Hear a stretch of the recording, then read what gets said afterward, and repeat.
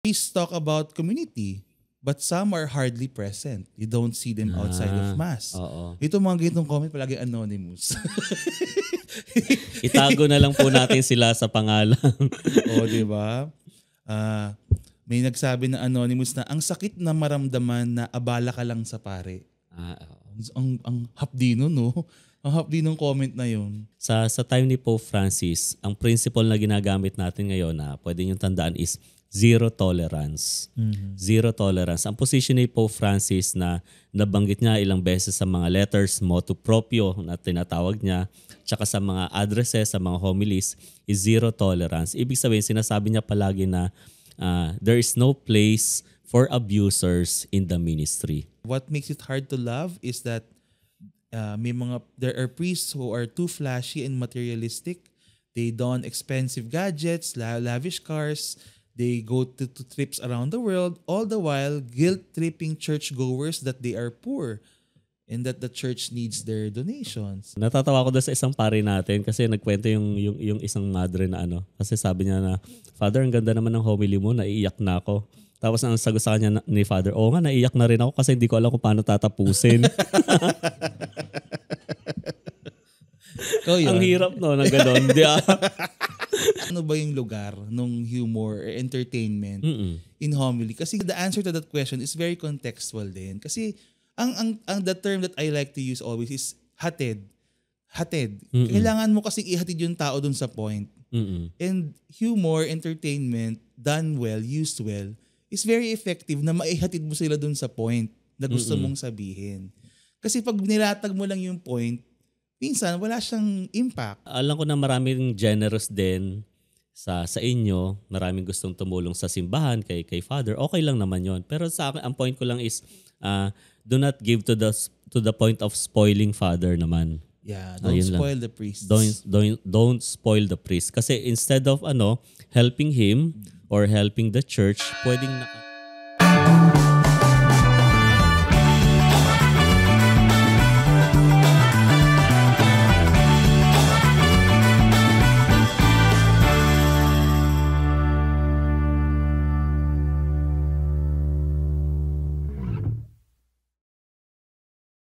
Hello everyone, and this is a Pazcast once again. We have finished our break before the next part. Wow. So meeting has adjourned and has now reconvened. For its second chapter. Yeah, second part of our responses, our survey responses at ang ating mga comment tungkol dito. Pads Chris, kamusta ka dun sa una? Maganda yung naging discussion una. No? Hindi ko nakalimutan. Grabe ka naman. No? Isang araw lang yun. Ayun. Pero yun, salamat kasi nga, tulad nga ng nabanggit ko, marami akong natutunan, marami rin akong na-discover. Tsaka na-appreciate ko talaga yung lahat sila na sumagot. Ito nga, gusto kong dalhin talaga to sa habang nag-adoration ako Pag ninilayan ko yung mga ibang sagot. Kasi mapapaisip ka rin talaga, mapapanilay tungkol sa pagmamahal natin sa simbahan. Tsaka kung bakit minsan mahirap mahalin. Yes. And kahapon may sinabi ka, Pads, sabi mo, di ba? Talaga, malaking bagay talaga. May kinote kang meme yung iba talagang ang hatak ng pare, di ba? Parang hindi ko na yata maalala. Hindi ako nagbibiro. Meron akong sinabi noon. Okay. I just wanna point out na kasi this part of the survey, we're gonna talk about, the central figure that a lot of the comments revolve around. And of course, that's the priest. No? Okay. So, itong portion ng ating feedbacking tungkol sa ating survey ay lahat na ng mga topics related to the priests, the clergy, the bishops, and all that. Okay ka doon, Pads Chris? Pero linawin natin na hindi priest bashing ang intention nitong na to, episode. Una sa lahat, ang basihan lang natin yung mga sinabi ng ating poll, yung mga nagsumagot. No? So, hindi naman to galing sa atin. No? Magko-comment lang tayo dun sa mga sinabi. Tsaka bakit bashing agad? Marami naman ding magandang sinabi. Pinagit ko lang. Bakit feeling mo binash tayo? Hindi naman. Hindi. Actually, marami, to be fair. Nakaka-touch yung mga maganda rin na comments na sinabi nila about. Kasi marami din naman talaga nagsabi na I love the Catholic Church because of the priest. Kahit marami rin. Meron ditong isa nagsabi na na-appreciate talaga niya na pag nagko-confess siya, nakakahanap siya ng parang a friend in the priest who listens without judgment. Sabi niya, through confession, I also find a friend in the priest who listens without judgment, offers guidance, and helps me work through my struggles. Di ba? In fairness, diba? So, na-appreciate niya yun na appreciate niya yung sacrament at na-appreciate niya yung the person administering the sacrament. So, that's good. No? Yung nagmi-minister sa kanila. Oo. Sige. Meron ditong sabi niya, I love the, hanapin ko. I love the priest. Teka, di ko mahanap. Sige lang, kaya mo yan. Ilang pages po kasi yung sinulat ni Pads Albert eh. Kaya naman. Alam niyo naman, over-prepared. Napaka-comprehensive ng ginawa ni Pads Albert. Parang thesis paper yata yung mo. Excuse me, ano na to? Doctoral dissertation. May mga footnotes, ganyan. Yan. So I love the priests and his engagement to the parish. Anonymous to eh, hindi nagbigay ng pangalan. I love the lovely church servants. Sobrang welcoming. Na parang walang problem sa mundo. Nafe-feel namin yung effort ng parish church to reach more people. Ang saya naman ng parish niya, no? Oo. Saan kaya yun? Sabi ko na nga ba, susunod mo yung tanong na saan kaya yun? Pati tayo. Kasi ang galing. I mean, congratulations to that parish na ganyan ang sentiment ng inyong parishioner na anonymous pero nag-testify dito. Baka servant din to. Baka ikaw yung tinutukoy. Hindi, wala na akong parokya. Diba? Pero ang galing, diba? Kasi that's the ideal and it's good to hear from the ground. Reports na ganito talaga yung nararamdaman nila. Welcoming church, welcoming community, engage yung parish priest sa kanila, ramdam nila yung presensya niya. Di ba? Pastor na pastor. Kasi yun ang ideal. Ganda and yan. aminin natin na hindi palaging ganun yung sitwasyon. Di ba? So siguro doon na tayo sa unang topic. Kasi yun yung isang theme na nakita ko, no? Yung engagement and yung availability ng priest matters a lot to the people. Do you agree? Sige, malaking yan malaking factor din yun. Talaga. So maraming ganito na natutuwa sila when they see the parish priest talagang visible, or hindi lang talaga parish priest, yung mga pare, no? May nagsabi that, I appreciate priests who are approachable, na hindi mukhang galit sa mundo. Kasi siguro, alam mo na, may ibig sabihin nun, meron din siyang kilalang mga pari na parang hindi mahirap lapitan. May nabasa rin ako niyan dito sa comments na binigay nila na may mga pari na parang puno ng gigil at galit. Sabi niya, alam ko yan, sabi niya, gusto ko yung mga pari na hindi puno ng gigil at galit. So ibig sabihin, meron din talaga siyang mga encounters na paring ganon. No? So masaya siya pag nakakakita siya ng paring hindi masyadong ganoon ang dating, no? So again, hindi to binabasa lang natin, kinasummarize lang namin yung mga sagot ninyo na. Sabi nga natin last time was about around 80 respondents lang naman. So this does not in any way, like, we're not pretending that this is an exhaustive survey. It doesn't capture the Philippines. We just did an online poll. We allowed people to answer and we got around those number. Kasabi nga natin nung last na episode is majority kasi ng mga sumagot sa atin yung mga active talaga sa ministry. Yes. Yung mga madalas na nagsisimba. Totoo. So, mahalaga yung engagement. Yun nga, may nagsabi na a priest talk about community but some are hardly present. You don't see them outside of mass. Ito mga ganitong comment palagi anonymous. Itago na lang po natin sila sa pangalan. Di ba? May nagsabi na anonymous na ang sakit na maramdaman na abala ka lang sa pare. Ang hapdi nun, no?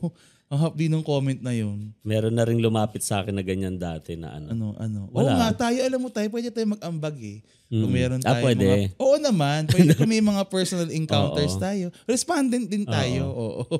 Ikaw, may nagsabi sa'yo. May lumapit sa akin yan. Pero nung time na yun kasi is deacon pa lang ako.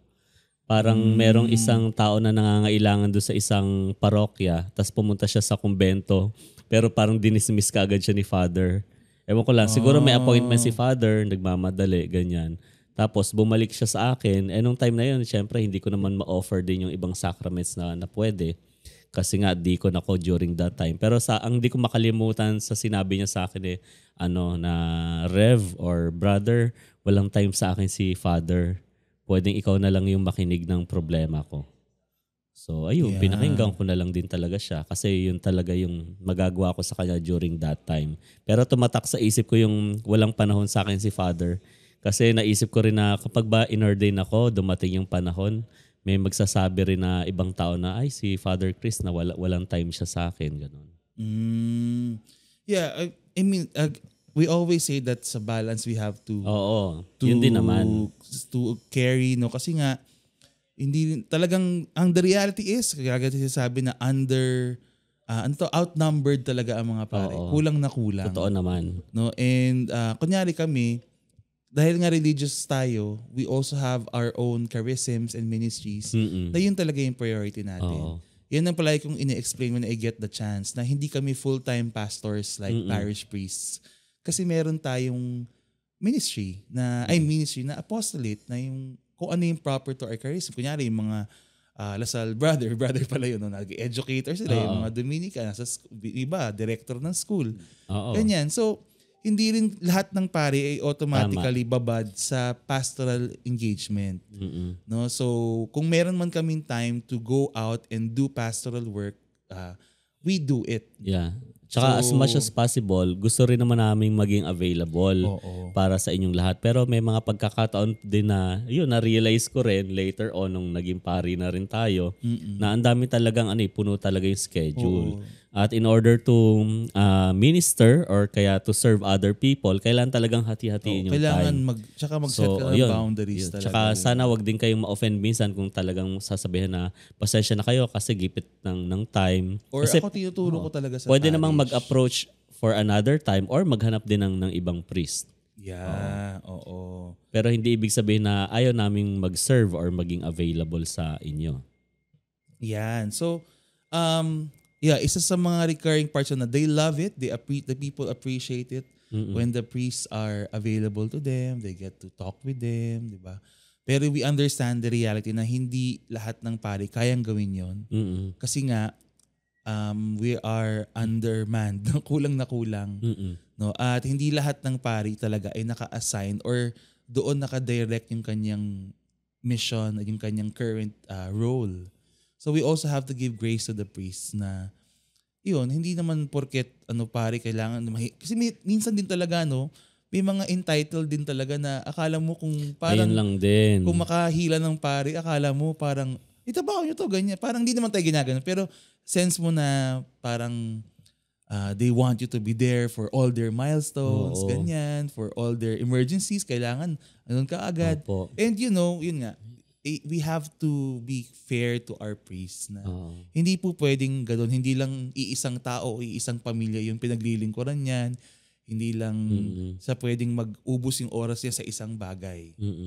So kasi nga ang dami-daming dinedemand sa mga pare. Tsaka be time conscious din minsan. Kasi much as we want to stay with you, halimbawa marami din naman talagang needs. Siyempre kailangan isipin din natin na meron ding mga ibang tao na may kailangan kay Father. Kasi pwede ka namang tawag dito. Yung time mo is kuhanin din ng isang tao na halimbawa kalahating araw, masyadong mahabang oras na rin yung panahon na yon. Kasama na din yung mga logistical difficulties. Kunyari, magpapamisa sa Patay pero nasa St. Peter's Commonwealth taga Makati tayo.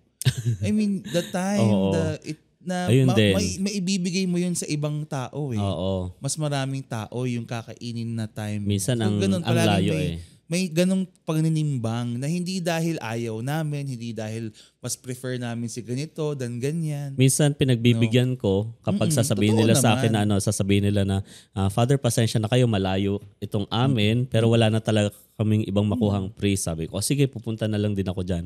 Pero pag sobrang layo talaga, sasabihin ko, baka po may malapit na parokya dyan, may mga pare na pwede nyo silang matanong kung pwede sila. Ako talagang sinasabi ko din na pa-exhaust po muna yung mga parish. And tanongin niyo po yung mga secretary kasi may networks po yan sila na in the area. So alam ko minsan yung kasi dito nabanggit din, minsan yung mga tao daw sa office, mataray. Na-cover na natin yung last episode. Pero yun, ay ano yun niya lang, i-communicate niya lang kasi actually matutulungan nila kayo maghanap no na doon sa na malapit doon sa area. So, yun on the general note na availability, being present with the people, to be fair, marami din namang nagsabi na they feel that with their priests, no. And that is one reason why they like it, no. They appreciate it. Another recurring theme, okay na ba tayo doon, Pans Chris? O may gusto ka pang iambag doon sa... As of now, okay na yun muna sa akin. Kasi another important thing that comes up is the priests and the sacraments, particularly how they celebrate it. Okay. Sige. And I think this is important to tie back into yung pinag-usapan natin last may nabanggit tayo last time. Hindi, kasi yung sa Eucharist, ang dami nagsabi talaga overwhelmingly na they love the Mass, they love the Eucharist. So that really highlights how important it is. And when done right, our greatest weapon for mission, for evangelization is actually the sacraments. Especially Mass. No, when done right, it really transcends. Na-appreciate ko na ang dami nagsulat sa inyo na na talagang isa sa mga bagay kaya mahal ang simbahan dahil sa Eucharistia. Dahil sa misa. Tama rin naman yung kasi yung kasing misa, yung Eucharist is our highest form of worship, our highest form of prayer. Yun lang, kailangan talaga ng tamang, paano yun? Tamang pagse-celebrate or tamang celebration ng Eucharist. Tamang pagsasagawa. Oo. So, but the flip side is that yun nga, no, ang laki din ng impact kapag sloppy ang pare sa liturgy, kapag maraming kinakat na corners or parang wala nga siya doon, parang sabi mo nga no, parang binabasa lang yung misa, hindi nagdarasal. Diba? So, again, kasi nga this is a priest focused section of our survey, no. And yun, maraming lumabas na yun ang sentiment nila. We love it. We love the Mass, we love the Eucharist, we love the sacraments. But malaki din yung impact sa amin kapag nakikita namin na hindi maayos yung pagkakagawa ng misa. Yung pagkaka-celebrate ng misa. So, that's also important to highlight. Ikaw, Pads Chris, anong masasabi mo doon? Ayun, parang tulad ng sinabi ko na rin last time, yung sa last episode natin. Kasi ang misa ay isang dasal, isang panalangin. And it's not only a matter of saying the prayers in the Mass, but praying the Mass. Talagang dinarasal mo yung misa ng taimtim, hindi siya minamadali or parang lutang na wala sa sarili, no? Hindi lang yung pare na presider, kundi yung mga tao. Kaya importante dito sa atin yung active participation ng lahat na naandoon. Yeah, sabi ni Tina, the Eucharist is why I love the church, but sometimes sloppy liturgy makes it feel less sacred. Di ba? So very clear yung kanyang sinabi na mahal ko to kaya masakit sa akin kapag hindi siya maayos, no. Sabi Anonymous sabi the Eucharist itself is powerful if only priests celebrated it with more reverence. So that there's a general sentiment about people who wants, good, reverently celebrated liturgies. And I guess that's a reminder for us priests, no, na ayusin din. Talaga yung Anyway, nabanggit naman namin yan dun sa last episode actually. And kami naman, syempre we try, no, pero may mga nangyayari din kasi talaga na situations kaya kailangan mag-adjust. Kailangan kumbaga minsan kasi like may mga nangyayaring problema middle of the Mass na kailangan mo mag-troubleshoot. Na, as a priest, you try to keep it na hindi siya halata. Dahil... Paano yan? Anong ibig mo sabihin? Kunyari, example minsan nakaranas na ako ng... kunyari, nagpunta ako doon in-invite ako magmisa. Ang sabi sa akin, merong sacramentary, kompleto Mass kit. Wala namang sacramentary. So, ang confident ng pagkasabi sa akin, Father, kompleto na po lahat sa altar, maayos na po. Buti chinek ko, wala. So, ang sabi ko, Akala niya memorize mo siguro yung sacramentary. ano pa yun? Ang meron lang sila yung general, yung pang-commentator. Yung responses. Pero wala sila nung ano. Yung sa mga consecration, Eucharistic prayers. Wala talaga.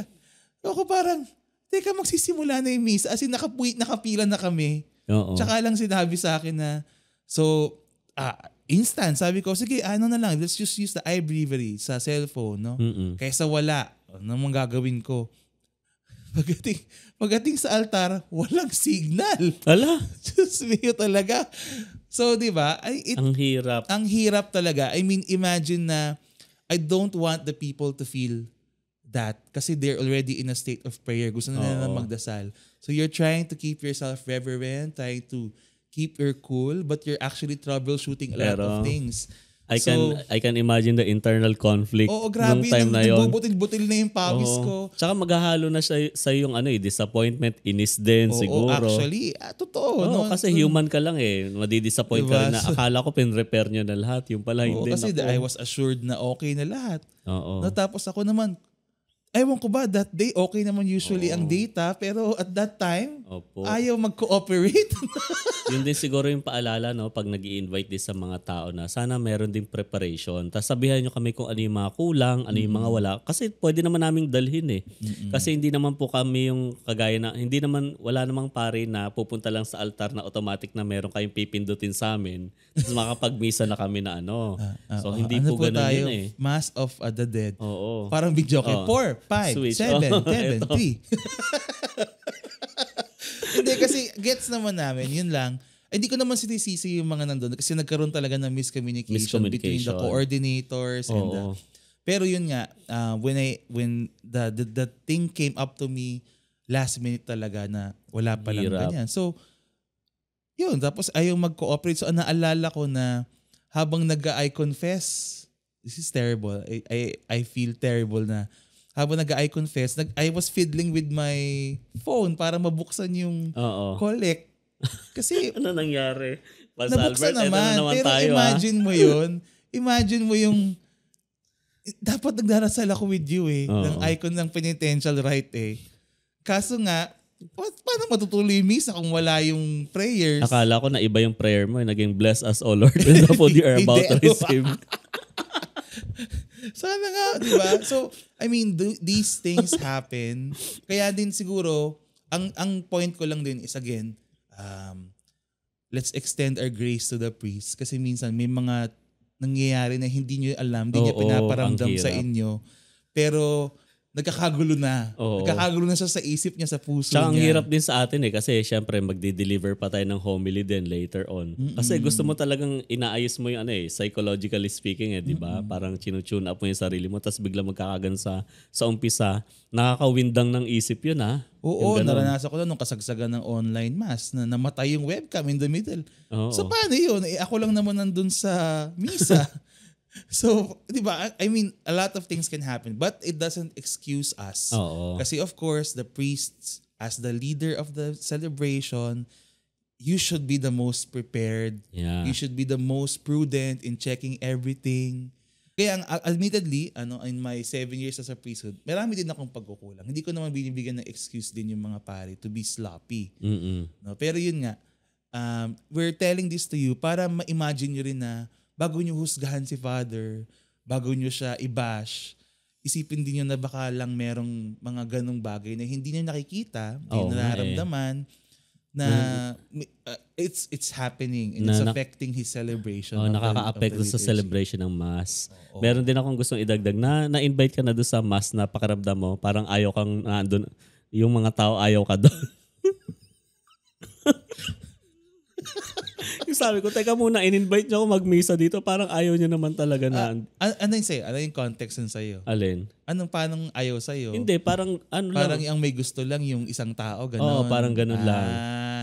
Kunyari yung boss religyoso. Oo, yung sa halimbawa, yung sa mga office masses na i-invite ka rin minsan na Father, meron kaming anniversary ng offices, celebration, ganyan. Pero yung mga tao parang pipilitin pa ng manager nila para pumunta doon sa mass, magsimba. Walang sumasagot. Oo, tas naandun sila para nakatulala lang na ganyan na So, yung mga ganun bagay nakaka-apekto rin. Nakaka-apekto lang sa pare. Pero, lilinawin natin, it does not affect the effectivity of the Mass or the sacrament. Of course. It is always effective talaga. Tsaka I think pag medyo mas mature ka na in the ministry, kaya mo na ring i-shield yung sarili mo. Maayos pa rin yung Pero tao ka pa rin Pans Albert Oo naman. Totoo. I mean, let's be honest. No? Nakaka-apekto rin yung kapag yung tao patay na patay. Parang makikita mo yung mukha niya, panira tong si Father eh. Mag-lunch na kami dapat. Nag-lunch break na dapat kami. Iba yan, diba? So, yun, maraming ganong factors that play into any situation. Kaya nga naawa ko dun sa yung mga pari na caught lang in a video without any context, pinupost. Tapos, ayan na, syempre, alam nyo naman ng internet, no? Wala, hindi mo naman de-defend yung sarili mo. So, ang bilis nung judgment, no? Kaya, maganda rin yung, siguro si-segue ko na rin yung isang nabasa natin na meron siyang, kasi ang next kong ibabanggitin again is yung teaching and yung homilies. Kasi marami din comments about that. Pero maganda yung ang ganda ng story na shinare niya na yung family na nagsisimba sila, tapos yung pare, sadly, yung homily niya, may paulit-ulit na rape joke. Ay, oo, nabasa ko rin siya. Sige. So, parang hindi nila kinakaya yung, kasi nga that's a terrible thing to do. Pero kasi gets din natin na it's a generational thing eh. May mga pari na hindi sila sensitive sa ganon, hindi sila aware. Na sa panahon ngayon, you don't do those things, you don't say those things anymore. About para mga topics. slapstick na humor. Basta the example given was. Pero ngayon kasi talaga in any place, in any context, hindi na talaga dapat yung mga rape jokes. And most especially during Mass.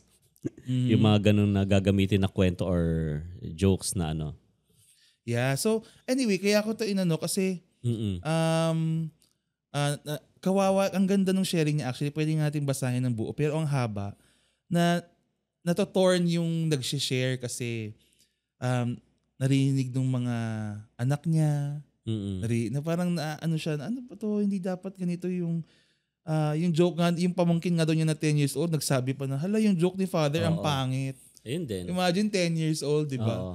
So, the fact na yung bata is na-realize niya na there is something wrong, masasabi natin may mali doon sa isang bagay kasi naging uncomfortable kahit yung bata eh. So, na-realize niya may mali. How much more tayo na na adults na may obligation tayo na to call out those things.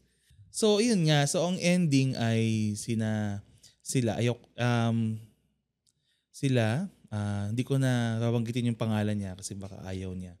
No, pero ang ending is that not only did they parang walk out yung family nila, isa-isa, kasi hindi nila matake.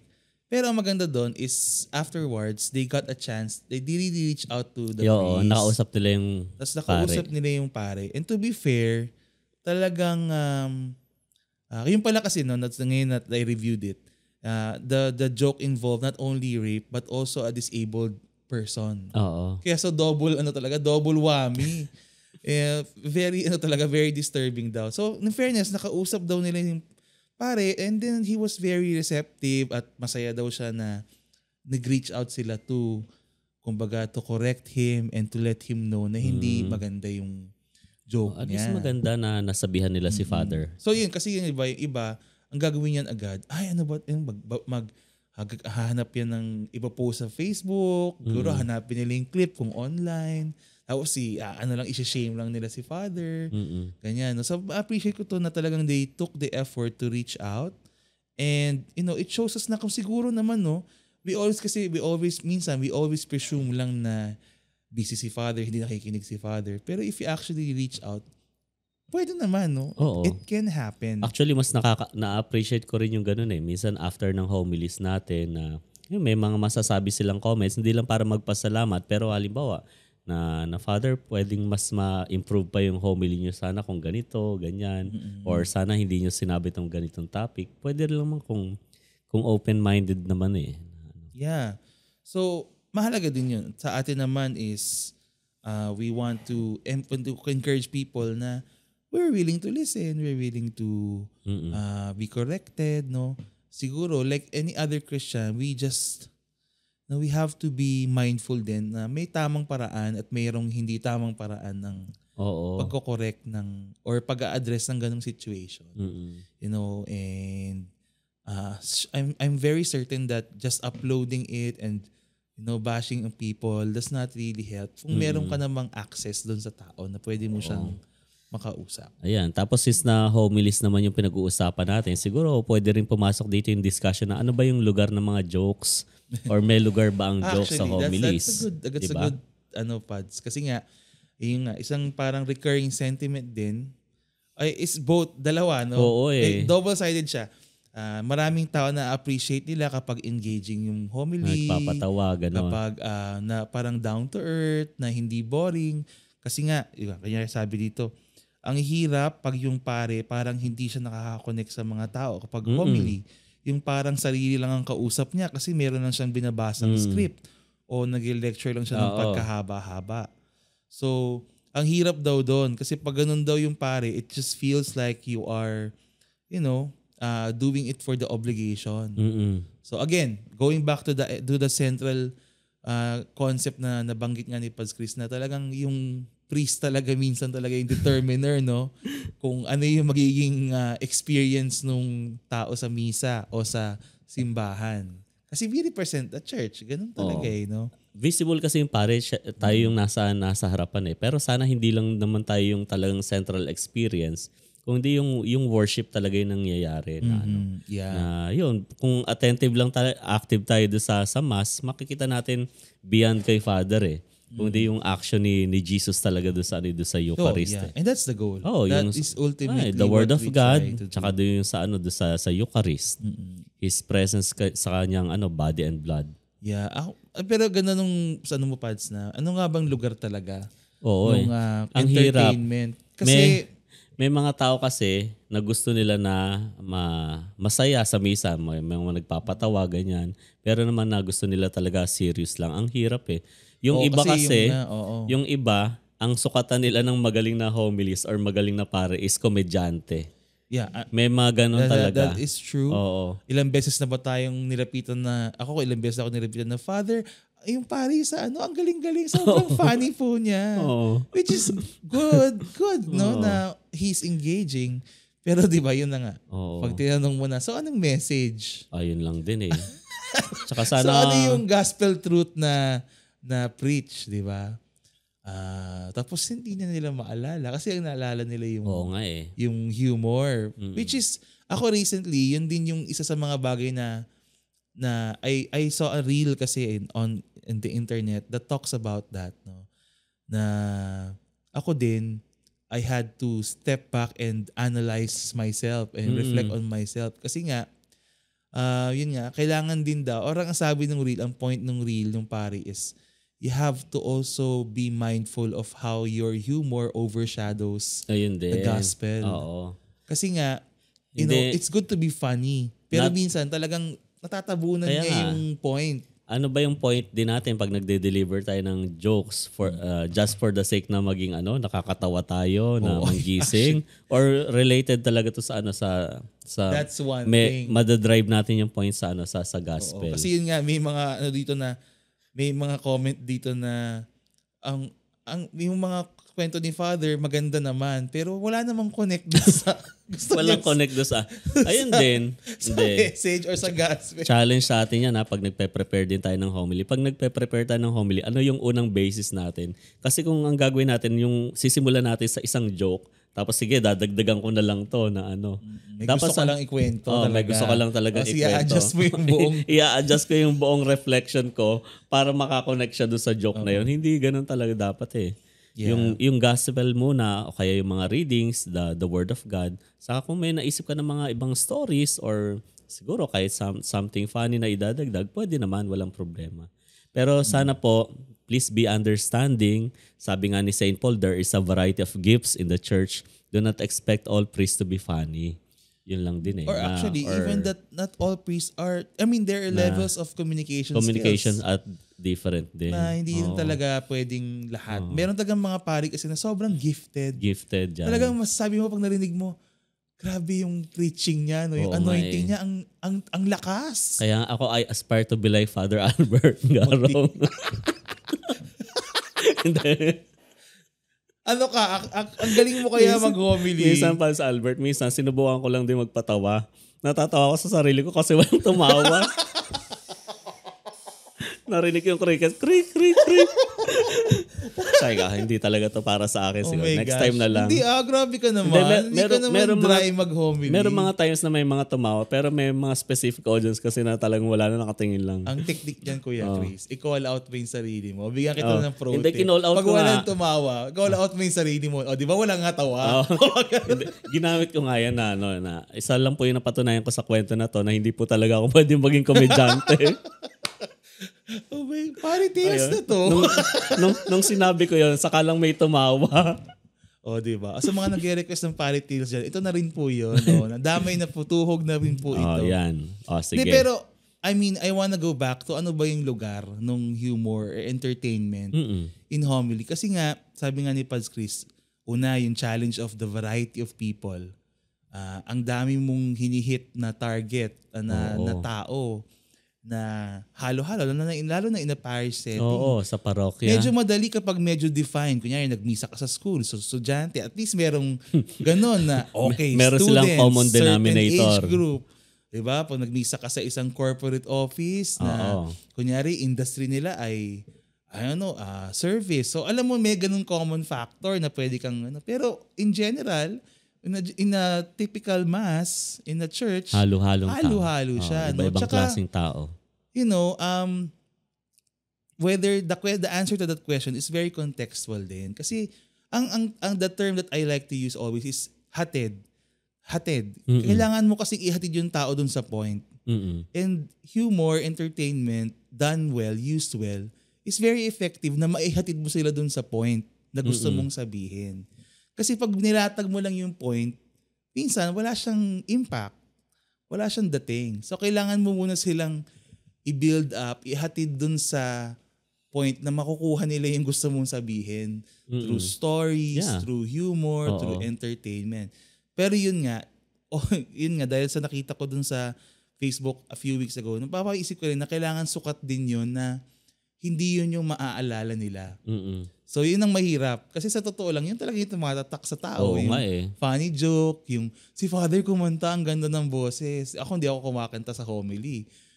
Pero meron talagang ganun na yun yung tool nila. And I don't wanna judge them. Kasi maybe in their parishes, in their contexts, effective yun na panghatid to get their point across.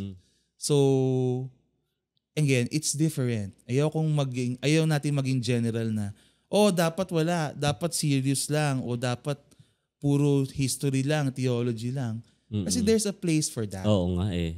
Di diba? Sana umatinda lang tayo ng klase, di ba? Oo. Di ba? Tsaka, another thing na this is, kumbaga doon ka sa, ang tawag dyan, sa ang palagi kong ini-aim is to reach to the parang, hindi naman lowest. Pero kunyari, it's a mixed group. Ang palagi kong consideration is yung simple, maiintindihan nila. Kasi yung mga magagaling, yung mga matatatalino, yung mga marami ng alam sa theology, kaya nyo na yan. Kaya ang mas tina-target ko, yung mga mas simpleng tao, yung mga mas uncatechized. Diba? Kasi mas sila yung, mali mo yan, yung ngayon lang yan nagsimba eh. So, I want to communicate with them. So ako, when faced with a mixed group, one of my considerations is always, sino ba yung parang least common denominator ba ito? Ano ba yung least na ma-appreciate siya ng pinaka-simpleng tao yan sa sitwasyong ito? Pero parang tinuro rin naman sa atin yan na kapag kaya mong i-reach out yung mga bata, kaya mong ipaintindi sa kanila yung gustong sabihin ng ebanghelyo, ma-reach mo na rin yung mga mas nakakatanda sa kanila eh. So, kailangan maganda ma-consider mo. Kaya maganda example din yung makikita natin kay Jesus doon sa Gospels, di ba? Na in plain and simple languages, na kaya niyang i-convey yung ano. Yeah, true. Yung lessons about the kingdom of God. Mga ganyan. So, titimplahin lang. And there's always a temptation to be an entertainer. Yun ang struggle ko. Always to be pleasing to people. Kasi people pleaser ako, yun ang problema ko eh. So, yan ang kailangan kong i-overcome. Yung iba naman pare, siguro ang kailangan na i-overcome is masyado naman silang strict and rigid na kailangan nilang. So, kanya-kanyang struggle din po yan ng mga pare. Para may pinapatamaan ka pa sa Albert. Hindi, biro lang. Grabe Joke lang naman. Hindi naman. No. Si Father Chris. Hindi po. Oy, ang galing-galing mo kaya mag-homily nakaka-inis to. Minsan ang tendency ko rin naman is yun, magturo din. Yung maging okay technical stuff. Pero alam mo nung younger priest ako, yun din talaga yung temptation sa akin. Yung manermon. Kaya nga naalala ko nung may isang nag-comment dito na ayaw niya ng mga paring na... Naintindihan ko naman kasi sermon naman talaga yung tawag din sa homily. Yeah, it's the same. Pero nag-guess ko yung pag sinabi mo ng sermon, yung parang galit na nagle-lecture na ganyan. Kasi nung naalala ko nung younger priest din ako, kasi ayun, may tendency rin ako minsan na ganyan na minsan lang. Meron nagsisimbat sa atin, naalala mo si Brother Vargas. Oo. Sasabihin sa akin pagkatapos ng misa, na-nermon ka na naman, ganyan. Kaya pala. Sabi ko, nga brad sorry, halimbawa next time ayusin ko na. Yun. So sinusubukan naman natin mag-improve. Oo. Kaya pala pag ikaw yung nagbimisang entrance hymn, hindi. Madalas ako na-assign dati doon sa 5:30 a.m. mass. Konti pa lang kasi yung tao. So gusto ko rin sila magising, ganyan. So yun. Yeah. Hindi ko makalimutan yun. So yun, reminder din sa atin. Yeah. So, may isa pa akong gustong i-visit kasi ang sa homily, kasi may ganun ding sentiment na, but I think 1 or 2 people mentioned this, no. Yun nga, yung iba, some homilies, I love a good story but please connect it back to Christ. Yung ang point nila is, minsan, yung mga homily ay more, nagiging parang TED Talk na lang, nagiging parang psychology, parang kulang sa gospel. So, maganda rin yun, it's a good call out to us. Parang priests, therapy 101, mga ganun. Kasi parang, kasi we do that because we want to relate to a lot of people, we want to relate to be engaging, ganyan. Tsaka kumbaga to connect the secular and the religious and the spiritual. Pero yun nga, minsan ang nagiging ending apparently, which is, I think it's very, very, very valid comment na yung nagiging lang siya, nagiging parang psychological talk, TED Talk. Diba kung familiar kayo dun sa TED Talks, na about wellness, about mga specific na mga topics talaga. Na hindi na siya masyadong gospel-centered or scripture-based. So gusto ko maganda siyang call out for us na to remind ourselves na siyempre homily yan. I mean, if you're given a talk, siguro in another setting, pwede pa yun, no? Pero mahirap naman kung yung homily in the middle of a mass, no? ay hindi gospel-centered, hindi scripture-based, no? And sadly, that happens as well. No? Iba rin kasi yung delivery ng isang talk sa delivery ng isang preaching. Di ba? Or ng isang homily. Yeah. So ito pala yung maganda siya. I love a good story but please connect it back to Christ. Hindi pwedeng good vibes lang tayo.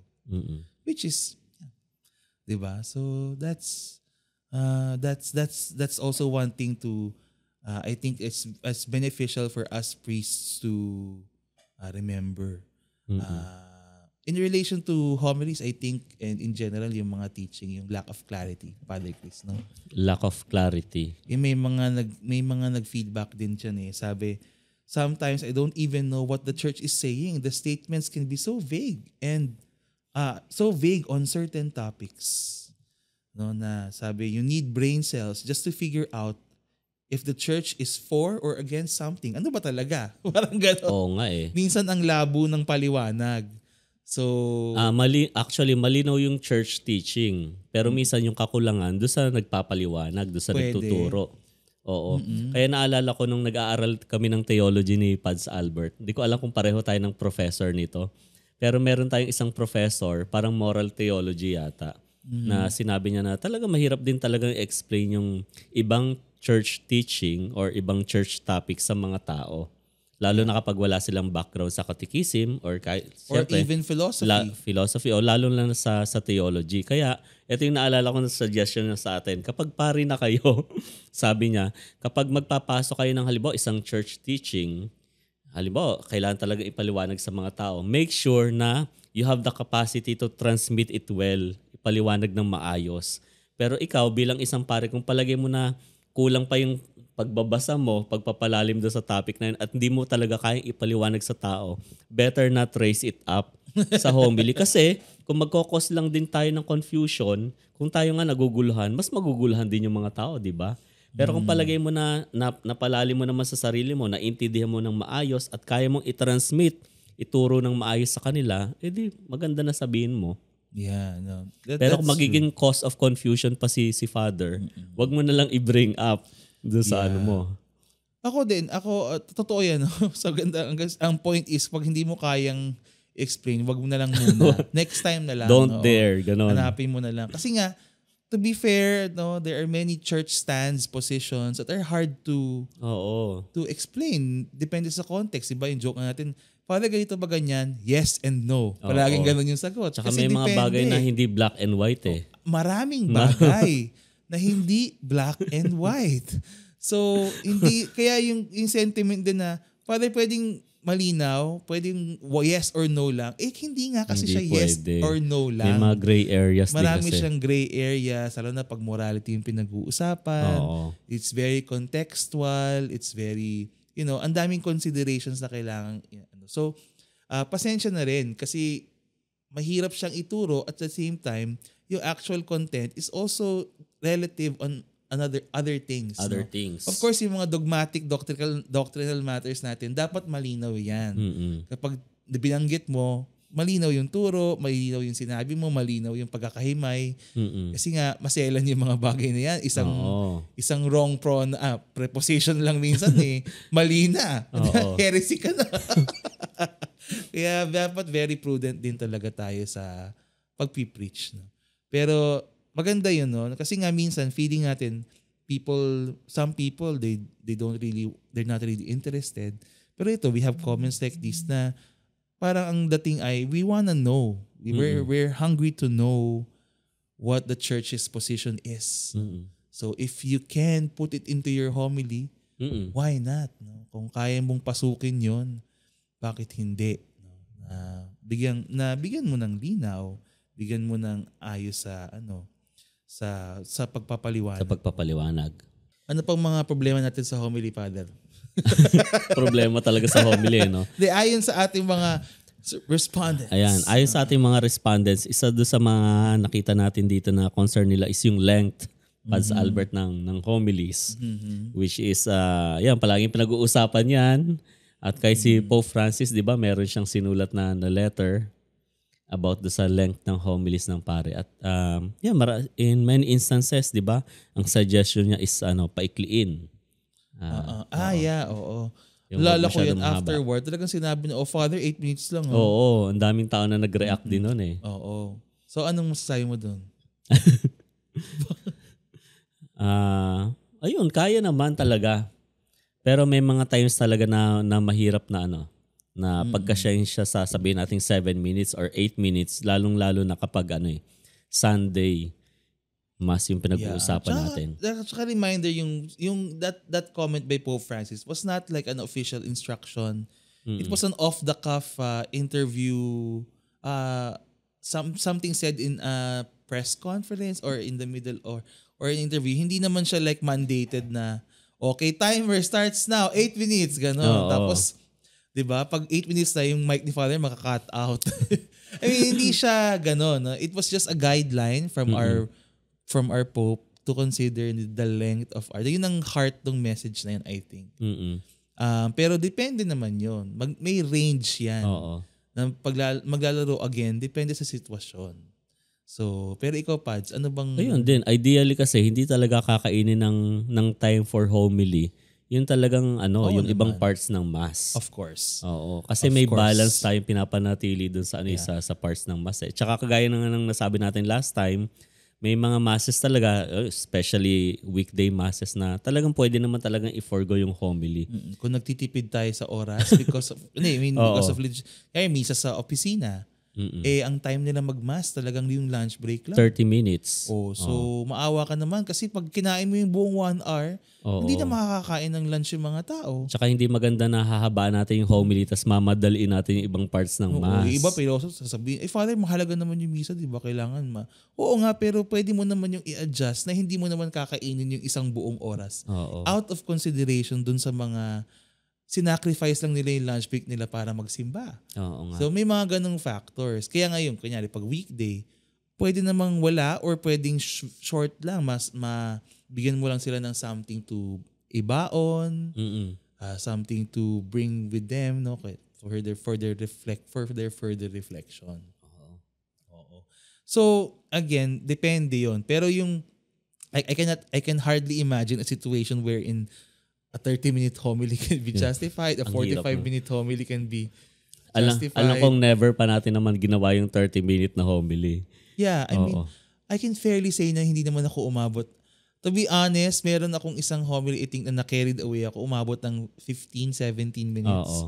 But that's already too long for me. Sa akin din. Palagi ko ganyan din yung longest ko. That was too long. Ang typically, mga 12 ako eh. Pag Sunday on a Sunday, mga 12. Kasi nga, I operate by the principle na ihahatid mo pa yung tao dun sa point. Kaya ako medyo mahatagal. Kasi ang tagal nung segue ko, sabi nga nung comment sa akin na si Father Albert, ang daming calisthenics bago makarating sa punto. Pero which is, for some people it works, some people it doesn't work. But for me, that at the moment, in my current season of my priesthood, yun ang aking default style of preaching. Pero like kanina, nagmisa ako sa mga madre, nilatagan ko lang sila ng points. Pak! Ganon. Kasi madre naman yun eh. Diba? So, hindi mo naman kailangan araw-araw sila nagsisimba. So, yung homily ko doon, parang 4 minutes lang. So, talagang naglatag lang ako ng points. No? Talagang ano ko lang yung gospel, yung first reading. So, depende. It depends. Sa sitwasyon. Pero maganda ring reminder din naman sa ating mga pari na talaga. Yan, to maintain the harmony, integrity ng mass. Yung balance din sa loob. Yes. Ayun. So, tapos ano pa ba? Meron din akong nakitang comment dito aside sa length ng homily is yung mga binabasa. Ay, nagbabasa ng homily? Nagbabasa. Yeah. Oo. Katulad kanina nga, di ba, yung parang disconnected si Father. Ano yung nakita mo dyan? Ayun nga, yung parang binabasa rin talaga na parang lecture type. Pero to be fair, may mga pari naman kasi na iba-iba rin talaga yung impact. Diba? Like yung professor natin si Ateneo, si Father Arnel. He reads his homilies, pero it's very impactful. Kasi magaling siya mag-deliver. So, depende rin talaga. Ako, by default, magaling magsulat at magaling mag-deliver. By default, kunyari dito sa simbahan natin, prepared yung homily ko kasi sukat siya. I don't want it to go to a certain overtime. Tsaka kasi, pag binabasa mo yung homily, pag prepared, mas sigurado ako na tama yung sinasabi ko. Sukat siya. Wala akong nakalimutan. Tsaka hindi ka parang aeroplano na hindi makalanding. Kasi ang downside nung spontaneous preaching stuff na minsan may na-overlook ka na ay dapat pala nasabi ko yun, hindi ko nasabi. May mga ganon. So again, pros and cons. Depende sa anong tool yung best for the situation. Natatawa ko doon sa isang pari natin kasi nagkwento yung isang madre na kasi sabi niya na, Father, ang ganda naman ng homily mo, naiiyak na ako. Tapos ang sagot sa kanya ni Father, nga, naiiyak na rin ako kasi hindi ko alam kung paano tatapusin. Ang hirap ng gano'n. Ang hirap talaga kapag hindi makalanding din minsan. Yeah, totoo naman. So, depende lang din talaga. For me, again din yung panawagan natin na please don't be, sinabi na natin doon sa unang part ng episode na please don't be homily-centric or too focused on the homily. That is just one component. And remember that the whole mass is the message. Hindi lang yung homily yung mahalaga dyan. Lahat yan may pabaon sa atin. Message-wise, and of course, the Eucharist itself is the most important thing. So, yun. Reminder lang sa lahat. Kasi nga, palaging ang criteria of judging natin ay homily. Oo nga eh. Saan pupunta yung tao? Saan magaling mag-homily si Father? Oo nga eh. Diba? Parang doon na pupunta yung pagja-judge sa pare, tsaka kahit doon sa parish na, diyan tayo magsimba sa parish na yun kasi maganda mag-homily si Father or maikli mag-homily si Father. Or, kunyari yung 3 kayo sa parokya, pero yung isang pari puno palagi yung isa niya. Sabihin, ano bang schedule ni Father dito? Ayun yung nakakaano rin talaga. Pero kawawa, no? I mean, human as you are, we get it. Meron din akong alam minsan na halimbawa 2 or 3 sila doon sa parokya. Tapos yung mga tao inaabangan nila yung isang pari lang. Meron silang nasimbahan, iba pala yung pari doon. Umalis sila, nag-walk out sila. Naranasan ko yan. Hindi pala si Father yung mag-ano dito, hintayin na lang natin siya. Naranasan ko yan in one church na yung talaga? pari ay very famous. Oo. Pero nagpapalit siya hindi siya nagpapalit. Regular schedule niya yun eh. Oo. Tapos, ikaw yung kubuha. Ako yung pinasalo. Tapos talagang may nakita akong 2 or 3 people na nung ako yung in-announce, tumayo na sila. Ganon? Diba? Ang sad. Kasi parang sino ba sinisimbahan nyo? I mean, I don't wanna judge them. Baka naman, meron pa naman silang opportunity to hear mass later on. Pero talagang halata na tumayo sila dahil doon sa naramdaman ko talaga na parang nakatumiming talaga. Ipaprocess natin yan mamaya pa salve. Wala akong problema doon. Hindi, pero siguro kung sa akin din nangyari, parang masakit din naman yung natatay. Masakit, pero ako mas nasad ako for them na sana hindi naman ganun yung yung sobrang isa-sacrifice yung pagsisimba dahil lang sa may preferred kayong pare. Tapos doon nyo lang gusto magsimba. Or parang sobrang affected yung quality ng mass nyo dun sa pare. Kasi sana, matatranscend natin yun. Na hindi naman yun lang yung mahalaga. No? But again, we understand that of course as the leader, the celebrant, malaki talaga yung impact ng pare dun sa mararanasan ng mga tao. So we have to take that seriously in terms of our preparation, in how we actually do it, how we present ourselves, na hindi tayo mukhang ano pa yung buhok. Diba? And how we prepare for our homilies. Yeah. May last ka pang... Wala. Father, kasi yung tatalon natin, Father, ito na. Ano yon? Ano na yan? Drum roll? Ito talaga, lumabas din to. Paulit-ulit, no? And one of the things that makes it hard for people to love the church are the scandals and the abuses of priests.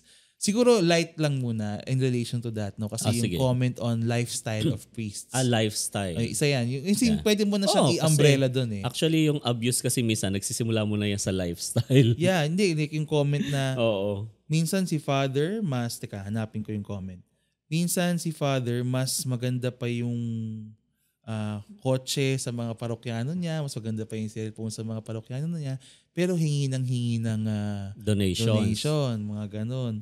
So may mga ganong sentiment. Sabi niya, what makes it hard to love is that there are priests who are too flashy and materialistic. They don expensive gadgets, lavish cars. They go to trips around the world, all the while guilt-tripping churchgoers that they are poor and that the church needs their donations. I mean, those are actually, mahirap yung kasi conflated masyado, no? For most parish priests, no, hindi natin alam kung ano yung context noon. And again, we ask for your grace, no, na hayaan nyo na, huwag nyo sila agad i-judge. Kunyari, maganda yung cellphone ni Father. Hindi natin alam kung saan nanggaling yun eh. Anong kwento niyan. Baka anniversary gift yun ng kapatid niya. Pwedeng binigay lang yun din. Diba? Or, I don't wanna jump to conclusions kasi unless meron kang way to confirm kung ano yung bakit ganun, diba? Pero we get it. I get it when you feel that way. But, you don't have to listen to that sentiment or you don't have to give it too much weight kasi hindi din naman natin alam yung sitwasyon, no? Kung bakit. Kunyari ako, my parents live abroad. So every now and then, people see me outside the country. Diba? Minsan nag-Disneyland ako. Madalas di ako nagpo-post kasi nga ayaw ko na ng mga ganong usapin. Pero kung may ma-post man ako, hindi naman yun masama kasi hindi naman yun, wala naman kaming ginawang mali, wala naman kaming wala namang problema dun sa sitwasyon, no? But yun nga, ang default ko na lang din is wag na nating i-share yung mga kanyang bagay. Kasi nga, prone pa to misunderstanding. Oo. Yun lang. Ang point din is do not be too easy to judge people kasi may nakita tayo na gamit-gamit niya na yun, bagong gadget o kaya sasakyan. Tsaka siguro ang hinahanap din ng mga tao dito yung yung consistency kasi na Father, akala ko you live simply, ganyan. Isa pa, paliwanag natin, di ba, yung sa vow of poverty. Kung religious yung priest. Ayun din, gusto rin namin paliwanag yung hindi lahat ng pare merong vow of poverty. Yun lang mga religious priest. Ibig sabihin, yung mga counterpart namin, yung mga kapatid namin na mga nasa diocese, mga secular priest, diocesan priest, wala silang vow of poverty. Pero, kahit ganon, both religious priests tsaka mga diocesan priests were called to live a simple lifestyle. Oo naman. Oo. Pero minsan kasi, yung mga gamit na nakikita natin sa simbahan na ginagamit ni Father, may mga bagay kasi na property, hindi ni Father, kundi ng church or kaya ng congregation, di ba? Na minsan nami-mistake natin na individual thing to ni Father. Hindi po. Minsan kapag aalis na kami ng office or lilipat ng parokya, lilipat ng assignment, kailangan namin iwanan yung mga gamit na to. Yeah, hindi yan personal property. Hindi yan personal property. Or kung personal property man, yun nga, sabi ni Paz Albert, hindi natin pwedeng ma-judge kasi pwedeng binigay sa kanya. Or saan ba ginagamit? Kung kailangan gamitin to para sa ministry. Oo. Or kailangan talaga niya sa trabaho niya. Ito na lang, ito example. No? This is an expensive laptop. Diba? Some people will look at me and say, si Father, pwede namang simpleng computer lang. Yan pa yung ginagamit. But this makes sense to my mission na ganito yung ginagamit kong gadget kasi ang napaka-media intensive nung ginagawa kong mga trabaho bilang Paulinong pare. Pero 'di ba? Ang dali nun na it's a terrible optics, terrible look na pare ka, nakaganito ka, sa makikita ka nila na naka-MacBook Pro, ganyan, sabihin nila, grabe yung mga pare talaga, hindi talaga sila simple.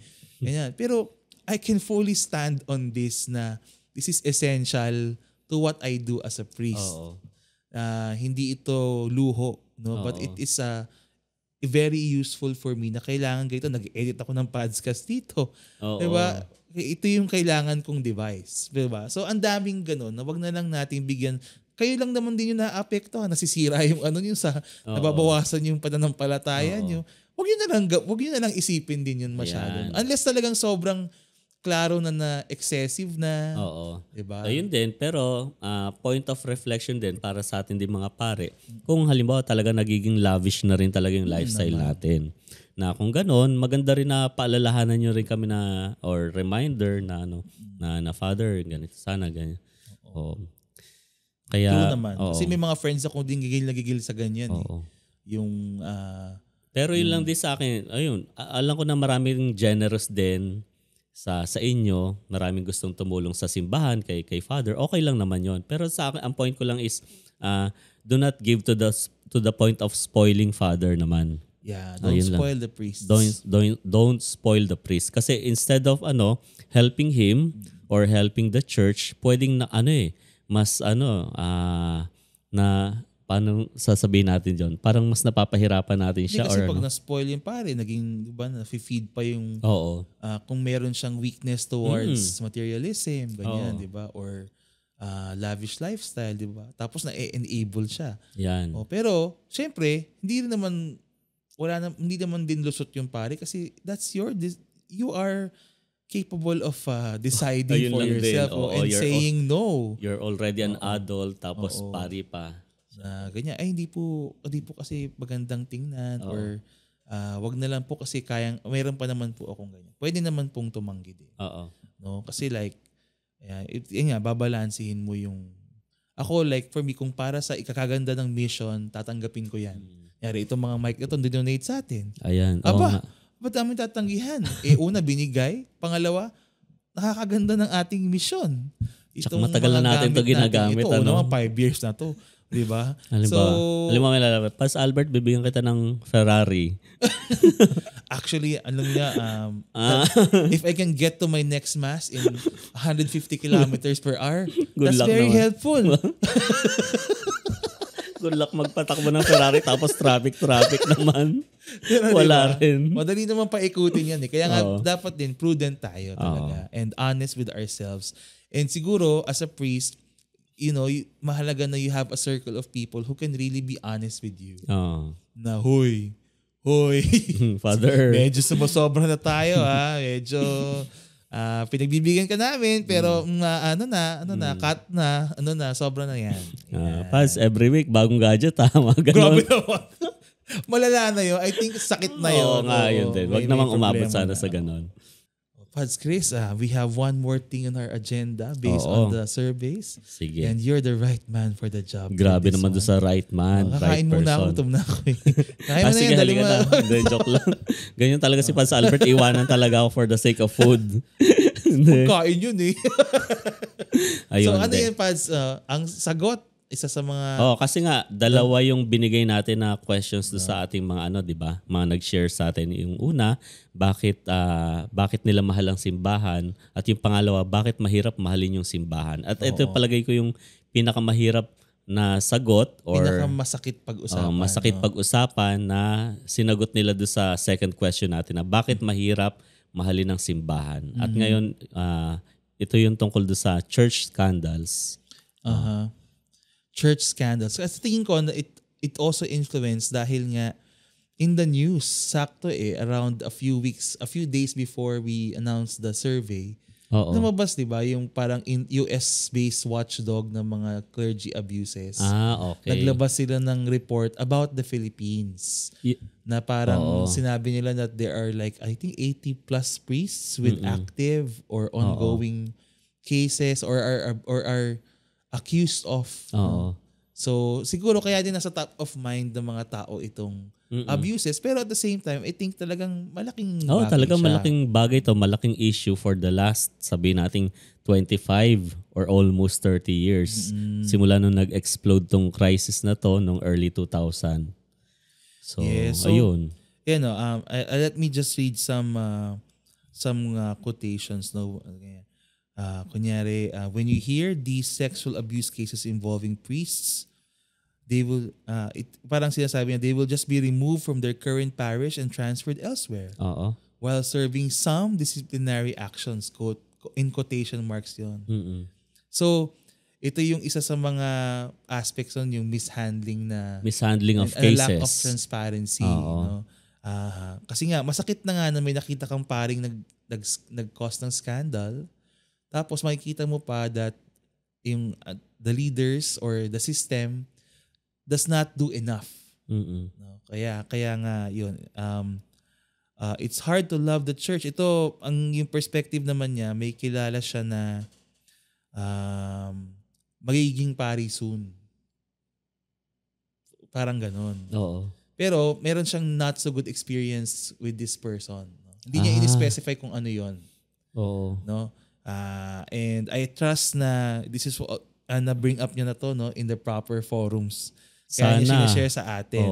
Pero nag-share lang siya ng na it's hard to love the church when I see someone who hurt my family now is in line to become a priest. So it brings back painful memories. So again, we don't know. Maybe tapos na yon, na-resolve na yan, naayos na yung usapin na yon. Pwede naman kasi, sa atin, kung meron mang cases in the past na naayos naman, na kapag undergo na ng disciplinary action ng isang priest to be, at he was deemed okay na siyang i-ordain, at naayos naman na lahat. No? Hindi natin alam kasi nga hindi naman niya share yung details. And hindi naman natin i-share dito yung details kung nag-share man siya ng details. Pero that is one, di ba, na siguro there is past trauma na on their end hindi pa fully healed. On their part, no.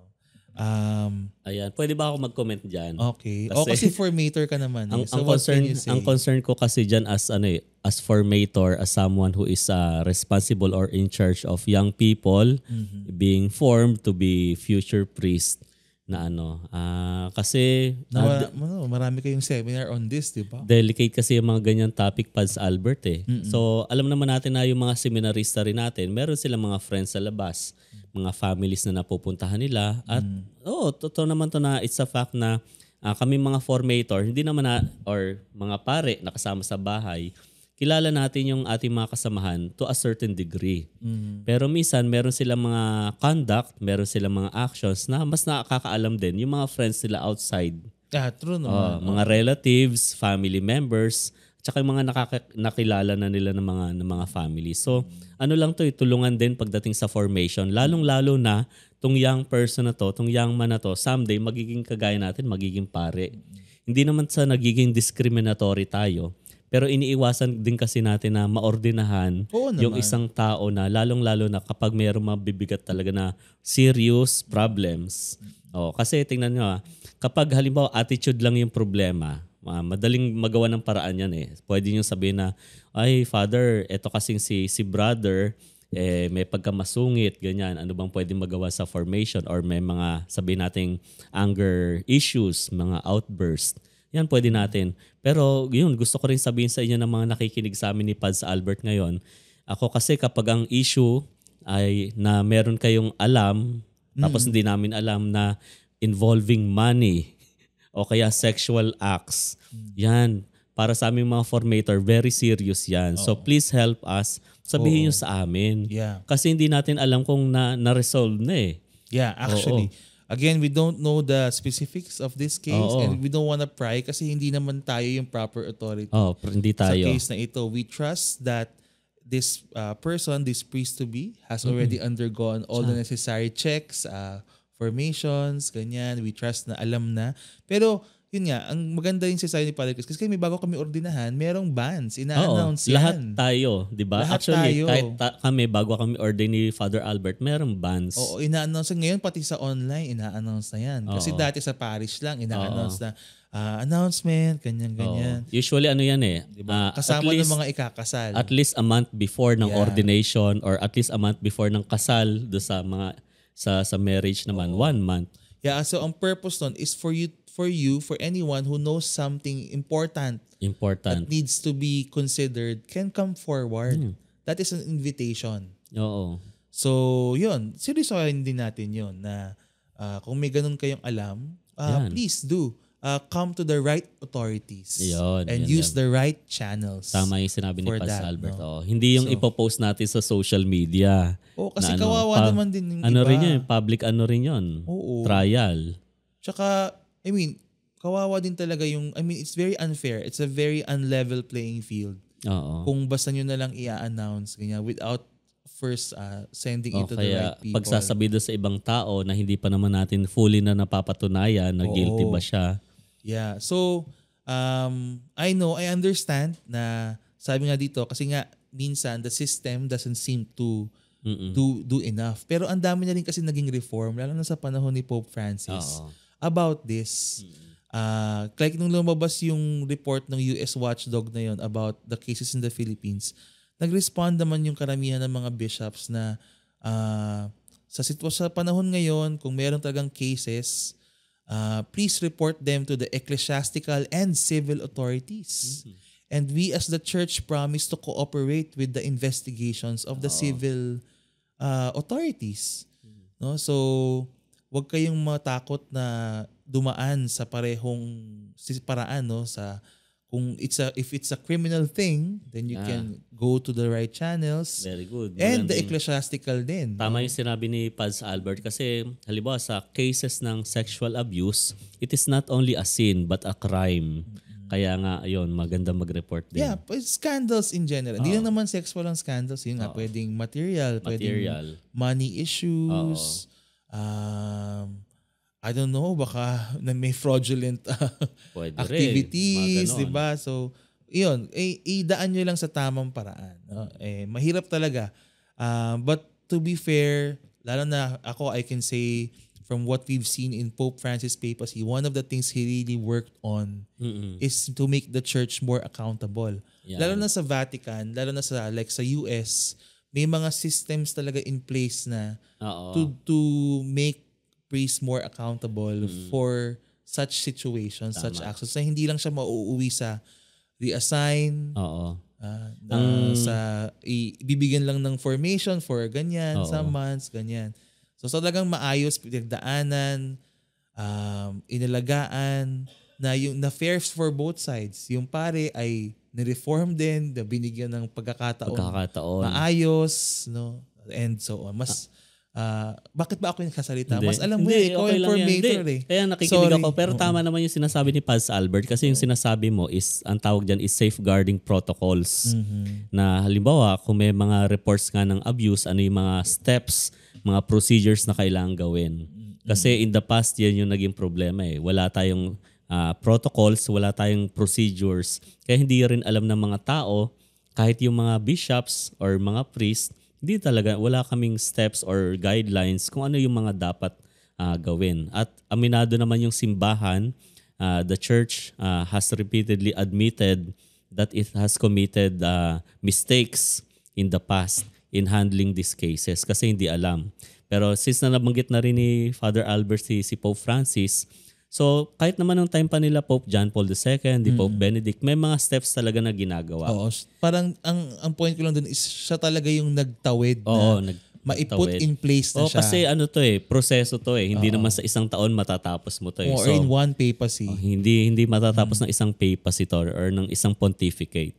Kaya isa siyang proseso, pero ngayon talaga, tama yung sinabi ni Paz Albert, sa time ni Pope Francis, ang principle na ginagamit natin ngayon na pwede niyong tandaan is zero tolerance. Zero tolerance. Ang position ni Pope Francis na nabanggit niya ilang beses sa mga letters, motu proprio na tinatawag niya, tsaka sa mga addresses, sa mga homilies, is zero tolerance. Ibig sabihin, sinasabi niya palagi na there is no place for abusers in the ministry. Whether that abuser is a cleric, ibig sabihin, pare, deacon, o kaya bishop, or a lay person. So there's no place. So pwede siyang mag-serve in another way, pero in the ministry, do sa simbahan, ay hindi na talaga. Pero ano din naman yan, di ba? Kasi Father Chris, di ba? Hindi naman siya basta-basta lang throw away, cancel mo lang din yung erring priest, di ba? On our side, syempre we also have to help them, address these things, help them recover, 'di ba? Maybe even reintegrate. Kapag naayos na. Oo. Kasi hindi naman tayo cancel culture bilang simbahan na nagkamali ka minsan, wala ka na. Actually, meron ngang obligation din ng simbahan na linisin talaga yung pangalan ng pare sa harap ng mga tao, lalong-lalo na kung napatunayan nila na hindi naman pala totoo. Oo, definitely. Kasi, iba pa yun. Oo, kasi meron din mga cases din na may mga nag-denounce na on the basis lang ng mga chismis tapos hindi rin pala totoo. Yung So kawawa rin naman si Father na wala naman pala talaga siyang kasalanan, hindi siya guilty. Pero merong personal vendetta lang yung isang tao na sisirain yung pangalan. So hindi rin naman tama yon. So that's another branch of this discussion, no, yung false accusations. Mga which also happens. Or misunderstandings. May kilala akong mga pari na misunderstand lang din talaga yung gestures nila. No, ayun so marami kasi siyang pwedeng factors na kailangan i-consider. No, so lalo na like sa States, 'di ba, nag-assign ako doon for a while. Talagang isang kibot mo lang sasabihin, abuse, I was abused. Mas maingat diba? sila. So, kawawa din minsan yung pare na hindi part of that culture na, sa amin normal lang yun. Diba? So, kailangan mo rin maging super prudent kung nandun ka. Pero naiintindihan ko rin na minsan, lang din talaga. Sa mga cultural nuances. Lang talaga siya, miscommunication, or minsan talagang mali lang yung accusation or and kaya nga this system of accountability works fairly for all parties involved. Hindi naman siya ibig sabihin na magkakaroon na tayo ng witch hunt on. Hindi naman. Witch hunt. Hindi naman yung ganoon. Pero kailangan din ng na tawag dito, maging maingat din tayo on the watch do sa mga mga ganyang bagay. Kasi ayaw naman natin madagdagan pa yung mga mga abuse victims . Oo. Of course. Tsaka sabi nga ng mga ibang sa atin, mga respondents, sabi nila na they find the church as a secure place, as not only as a place of worship, kung saan natatagpuan nila yung mga kaibigan nila, a new family, where they can be open at home. So sana wag nating sirain yung trust nila sa ganun. Yes, and so it's definitely something being dealt with, being handled, and it's still being refined. Yan. It's still in the process. So I keep using this phrase, no, but we ask for more grace, more understanding din na as an institution, marami pa talagang kailangang ayusin din. And we are all working on it in our own levels of influence, no? Oo. Na siguro yun nga. Capacities. Yeah, at saka lang din sa ating mga pare na reminder na to be extra prudent, extra careful. Like, yun nga, kunyari saan confession, pero saan kayo mag-confession? Dapat syempre yung hindi tago, hindi di ba? Or kasi maraming consider may factor na pwede kang ma-accuse na dinala ni Father si sa sa private office niya, ganyan, ganon. So kaya tayo din, we have to be very prudent in how we do these things na hindi rin magiging open to any misinterpretation or abuse and so on. Yung ganon. So ganon. Nonetheless, no, I do appreciate these people who mentioned this and who really called out and shared their frustrations about it. I want to highlight din, like meron pang isa na talagang inamin niya na he was also abused before. No? But yun nga, he continues to love the church kasi he trusts that the church will figure this out, will be more accountable. No? So nakahanap siya ng point of healing for himself na kahit ganito yung nangyari sa akin and hindi pa naman buo yung systems ng simbahan, pero I choose to love the church still kasi hindi ko naman siya maiiwan dahil lang sa nangyari sa akin. Ako hanga ako doon sa response niya kasi bukod sa kanyang tapang na aminin yung nangyari sa kanya, yung situation niya na definitely painful part of his past, na painful part of his personal history is yung andun pa rin kasi yung trust, yung pagmamahal dun sa simbahan which is hindi nangyayari sa lahat ng survivor victims, na yung iba talaga ayaw na nila makakita ng pare, ayaw na nila magsimba or pumasok man lang ng simbahan, pero ito buo pa rin yung pagtitiwala niya na yung na maayos ang lahat. Ang ganda nung sinabi na I love the church because of Jesus Christ. Sinasabi natin na ito talaga yung simbahan, no? But I also love the church because I maintain the hope that the church will find its way in doing this right, in handling such situations more fairly, more just, in a Christian manner, no, na fair sa lahat. So, pressure yun sa simbahan. Tsaka obligation natin, repeatedly kasi halimbawa yung sa seminar natin sa safeguarding protocols, laging dapat mag-episode ka niya. Hindi, laging nilalabas yung quote ni Jesus sa gospel, Matthew 18 verse 5 yata, hindi ko na maalala masyado, pero around doon yung sinabi ni Jesus sa mga tao na whoever receives this little child in my name receives me. So paano ba natin tinatrato yung mga bata or yung mga vulnerable sa society? Yung mga ganyan. Isa pa yung question, hindi lang to about children being abused but vulnerable persons na mga adults. Pero yun, vulnerable sila sa situation nila not because they lack the capacity to sabihin natin to reason out or to think because of some mental or psychological illness, pero kahit occasionally halimbawa, merong situation sa buhay nila na wala out of control nila, pwede silang maging classified as vulnerable person. Or vulnerable for abuse, ganyan. So, again, for the priests or the seminarians who are listening, we have to be cooperative. Prudent, and mindful na parang bago pa magkaroon ng pagkakataon, Oo. dapat alam na natin kung how we conduct ourselves, where we put ourselves in situations that we bring ourselves to. Oo. Diba? Na minsan ako nakakalimutan ko nga kasi nga, sa gitna ka na ng moment. Oo, sabi ko, dapat pala hindi kami doon nag-usap kasi kami lang tao doon. Yun din eh. Pero minsan nakakalimutan mo rin. So, grasya na lang din ng Diyos na walang Ayan lang din. Tsaka know your boundaries. Kasi, yun din yung sinatabi nila eh. Know your boundaries. Tsaka be sensitive lalo na, yun nabanggit ni Paz Albert kanina, maganda yun eh. Yung difference between Western tsaka Eastern cultures. Diba sa US, very sensitive sila pagdating sa mga embraces, kisses. Pero sa mga ibang cultures kasi, halimbawa European, or kaysa sa Asian, okay lang naman yung talaga eh, yung niyayakap yung mga bata, ganyan. Na pwedeng ma-misinterpret sa ibang mga context. Pero palagi ko, panahon na kahit part din ng culture natin yan, kailangan maging sensitive tayo. Yeah. Lalo na doon sa kung hindi naman natin kamag-anak, yung mga pagyapos, paghipo na ganyan, pag-akbay sa balikat. Kasi lalo na yung tungkol sa pinag-usapan natin, touch.